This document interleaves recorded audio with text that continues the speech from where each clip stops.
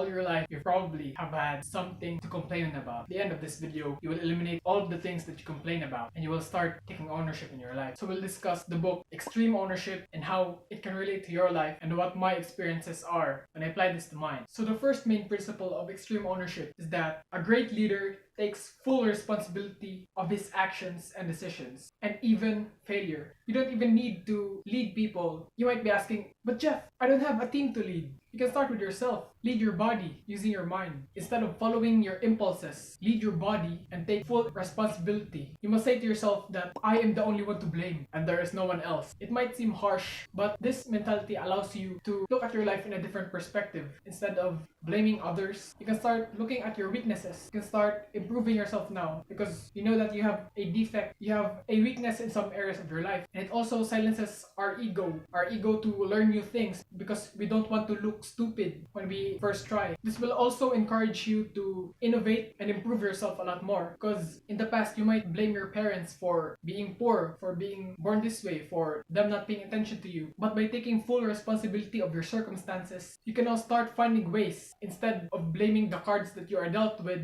you can now start to ask, how can I get out of being broke? How can I make money so that we will eventually get rich? Taking full ownership of your own body also silences your ego. And there's a difference between ego and confidence. Confidence is I believe in myself. Ego is I believe I am better than them. A quote from Simon Sinek. The second main principle of extreme ownership is that you need to keep things simple. When you're starting out in self-improvement, there's a lot you can choose from on how you should start. Either NoFap, diet, exercise, or start reading books. Instead, you should keep things simple. For the first month, you might try reading books. Second month, you might try exercise. Just like what first month said, instead of focusing on a lot of things, you can only focus on 2 to 3 tasks at a time. Macro and micro. What he means by macro is that long term, decade, and micro means short term, or it could be phrased as macro, the broad topic, and micro, the subtopics. So if you're only focusing on one major task per month, you can take it a step further. You need to be specific on what you should do. On exercise, what should you do on Monday? For example, arms, Tuesday legs, and so on. Just like what I have on my calendar, I have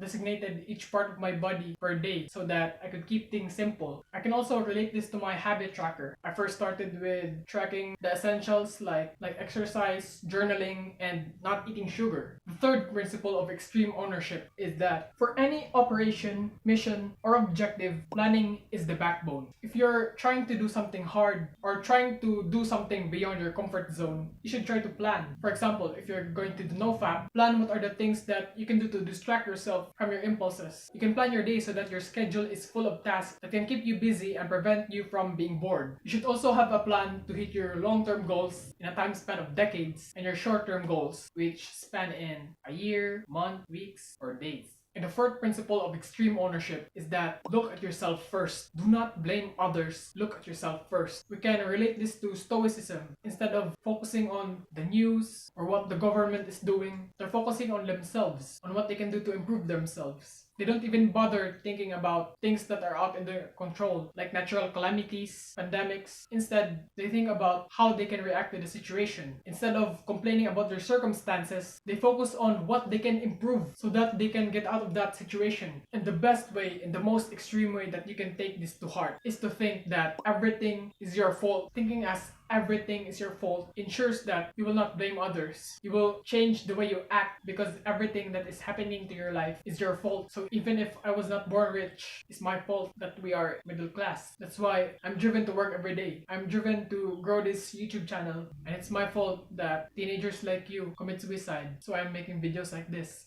And I hope this video was enough to get you started.